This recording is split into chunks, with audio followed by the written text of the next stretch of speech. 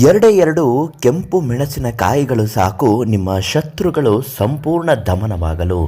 ಶತ್ರು ನಾಶ ಈ ಒಂದು ತಂತ್ರದಿಂದ ಮಾಡಿದ್ರೆ ಅವನು ಎಂತಹ ಶತ್ರುವಾದರೂ ನಿಮ್ಮನ್ನು ಕಂಡರೆ ಭಯಪಟ್ಟು ಓಡಿ ಹೋಗುತ್ತಾನೆ. ಎದೆ ನಡುಗಿಸುವ ಈ ಒಂದು ಪ್ರಯೋಗ ಹೇಗೆ ಮಾಡಬೇಕು, ಎರಡು ಮೆಣಸಿನಕಾಯಿಗಳಿಂದ ಯಾವ ರೀತಿ ಈ ಪ್ರಯೋಗ ತಂತ್ರಗಳನ್ನು ಮಾಡಿದ್ರೆ ನಿಮ್ಮ ಇಷ್ಟಾರ್ಥಗಳು ಸಿದ್ಧಿಯಾಗುತ್ತೆ, ಇವತ್ತಿನ ಮಾಹಿತಿಯಲ್ಲಿ ತಿಳಿಸಿಕೊಡ್ತೀನಿ. ನಿಮ್ಮ ಜೀವನದಲ್ಲಿ ಇರತಕ್ಕಂತಹ ಯಾವುದೇ ರೀತಿಯ ಏನೇ ಸಮಸ್ಯೆಗಳಿದ್ದರೂ ತಕ್ಷಣ ಮತ್ತು ಶೀಘ್ರ ಪರಿಹಾರಕ್ಕಾಗಿ ಪಂಡಿತ್ ಶ್ರೀ ಮಂಜುನಾಥ ಗುರುಗಳಿಗೆ ಒಂದೇ ಒಂದು ಕರೆ ಮಾಡಿ ಸಂಪೂರ್ಣವಾಗಿ ಶಾಶ್ವತವಾಗಿ ಪರಿಹಾರವನ್ನು ನೀಡುತ್ತಾರೆ. ಯಾವ ಮನೆಯಲ್ಲಿ ದುಷ್ಟ ಶಕ್ತಿಗಳು ಇರುತ್ತದೋ, ಯಾವ ಮನೆಗೆ ಶತ್ರುಗಳ ಆಕ್ರಮಣದಿಂದ ತುಂಬ ಕಂಗಾಲಾಗಿ ಕಂಗೆಟ್ಟು ಹೋಗಿರುತ್ತಾರೋ ಅಂಥವರು ಈ ಎರಡು ಒಣಮೆಣಸಿನಕಾಯಿಗಳಿಂದ ಈ ತಂತ್ರವನ್ನು ಮಾಡಿಬಿಡಿ. ಖಂಡಿತವಾಗಿಯೂ ಶತ್ರುಗಳು ತುಂಬಾ ಭಯಪಟ್ಟು ಹೊರಟು ಹೋಗುತ್ತಾರೆ. ಮೊಟ್ಟ ಮೊದಲನೇದಾಗಿ ಒಂದು ಲೋಟ ನೀರನ್ನು ತೆಗೆದುಕೊಳ್ಳಬೇಕು. ನೀರಿನ ಒಳಭಾಗದಲ್ಲಿ ಒಂದು ಚಿಟಿಕೆ ಅರಿಶಿಣ, ಒಂದು ಚಿಟಿಕೆ ಕುಂಕುಮವನ್ನು ಮಿಶ್ರಣ ಮಾಡಿ, ಒಂದು ಕರ್ಪೂರ, ಪಚ್ಚೆ ಕರ್ಪೂರ ಆದರೆ ತುಂಬಾ ಮುಖ್ಯವಾದದ್ದು.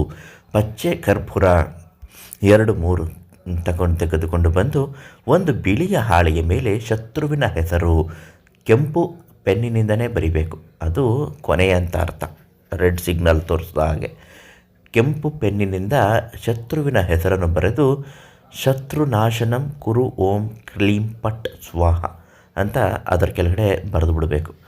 ಯಾವ ವಿಷಯಕ್ಕೆ ಶತ್ರುತ್ವಗಳು ಆಗ್ತಾ ಇದೆ, ಯಾವ ವಿಷಯದಿಂದ ಅವನು ನಿಮ್ಮ ಶತ್ರುವಾಗಿದ್ದಾನೆ, ಒಂದು ವೇಳೆ ನೀವು ಪ್ರೀತಿ ಮಾಡಿದಂತಹ ಹುಡುಗ ಅಥವಾ ಹುಡುಗಿಯನ್ನು ಅವನು ಪ್ರೀತಿಸುತ್ತಿದ್ದರೆ, ಅವನ ಕಡೆಗೆ ನಿಮ್ಮ ಪ್ರೀತಿ ಮಾಡಿದಂತಹ ಹುಡುಗ ಅಥವಾ ಹುಡುಗಿ ವಾಲುತ್ತಿದ್ದರೆ, ಅಥವಾ ನೀವು ಇಷ್ಟಪಟ್ಟವರು ನಿಮ್ಮಂತೆ ಆಗದೆ ಬೇರೆಯವರ ಕೈವಶದಲ್ಲಿದ್ದರೆ ಅವನು ಕೂಡ ಶತ್ರುವಾಗಿ ಬಿಡುತ್ತಾನೆ.